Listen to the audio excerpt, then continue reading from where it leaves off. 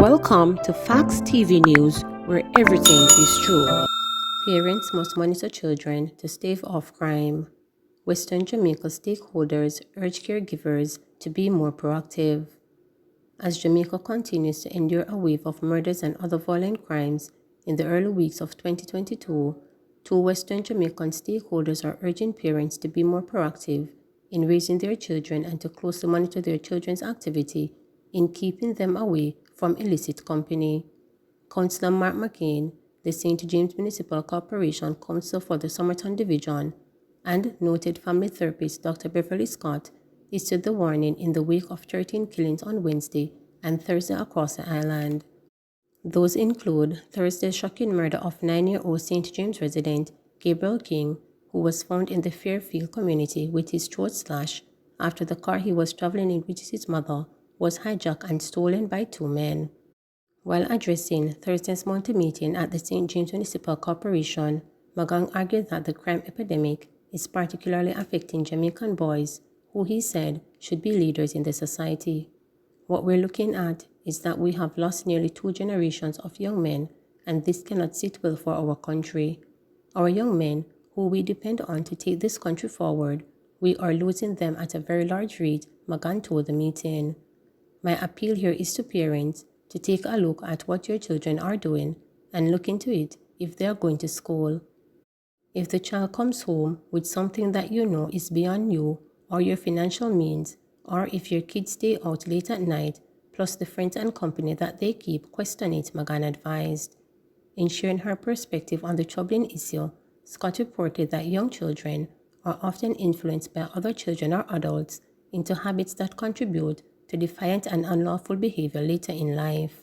Children should not keep friends with those who are older than them. It is older children that introduce these little children to things that they are not supposed to see or do. And many times, our children love to see interesting things, some of which are gun crimes, murders, and sexual activities, said Scott. Parents should always monitor what their children are doing, and they need to look at some of the things that they have happening to their children and make their children aware of these things and divert them away from it before it happens. They need to give the children instructions and education about what is happening and how you should deal with it, especially our boys, she added. That particular warning follows Wednesday's killing of 15-year-old Tonian Reed, a St. James High School student who was killed by a gunman along with her male companion, 25-year-old O'Shane Spence, at a house in Roehampton, St. James. Prior to her death, Reed has reportedly run away from home the previous year. Spence said to have been under the police radar and have previously been questioned on several occasions in relation to crimes in the community. $3 million in losses after Charles Guard Market fire. Fire investigators were working up to late Sunday afternoon to determine the cause of a fire that destroyed 3 shops at the Charles Guard Market in Montego Bay, St. James, early yesterday, resulting in the loss of up to $3 million. While the investigators carried out their work, 2 shop operators, Gregory Johns and his mother, Jacqueline White, looked on despondently as they wondered about their next move after the financial loss. John said he had lost 28 bags of onion, plus Irish potatoes, money, 4 fridge, and other possessions. For White, she will now have to find a way to repay the value of the liquor she had stored in her shop. I did trust the liquor I had there, and on the Friday before this, I took out my money 2 times and I said I would pay for them, but I never felt so good because my Sabbath was drawing near, so I said I would come down on Monday morning to pay, White said. When I heard about the fire, because I have high blood pressure, the person who called me said I should just relax because he had something to say to me, and then he told me. Noel Russell, who witnessed the incident, said that nothing was saved despite colleague vendors' efforts to salvage items from the inferno. It was like an explosion, like you hear something drop, and I turned and looked, and from there, the fire got out of control. We tried to save the shop, but because the grill was locked, we couldn't get in it, not even a pin we could get to save, said Russell. According to reports from the Jamaica Fire Brigade, JFB, the blaze started about 10 a.m. at a cook shop on the premises. The cook shop, it is reported, was not in operation at the time. Acting Superintendent of the St. James Fire Department, Winsome Grant, reported that all three of the burned-out shops, the cook shop, a clothing store, and a storeroom, were made of inflammable materials, plywood. Plus, there was partial damage to a section of the roof of the main building, which was made of concrete and zinc roofing. One stall and 7 hand carts were partially destroyed, Grant added. In the meantime, JFB District Officer O'Neill Kerr said it was too soon to determine exactly how the fire started. The vendors believe it was accidental. The fire took place less than 6 months after local government minister Desmond McKenzie had pledged, following a tour last July, to spend $60 million to rehabilitate the Charles Garden Market. That rehabilitative work was to include roof repairing and the overhaul of several stalls, as well as to address other concerns such as security and sanitization. As hospitals teeter, Prime Minister firm argument done. The Jamaican Medical Doctors Association (JMDA) is pushing for a scaled-down operation in hospitals across the island as hundreds of its members fall ill to coronavirus, a sign that the public health sector may be on the verge of collapse. President of the Jamaica Manufacturer and Exporters Association (JMEA) John Mahfood has also warned that Prime Minister Andrew Holness was out of line in closing the door on the possibility of lockdowns.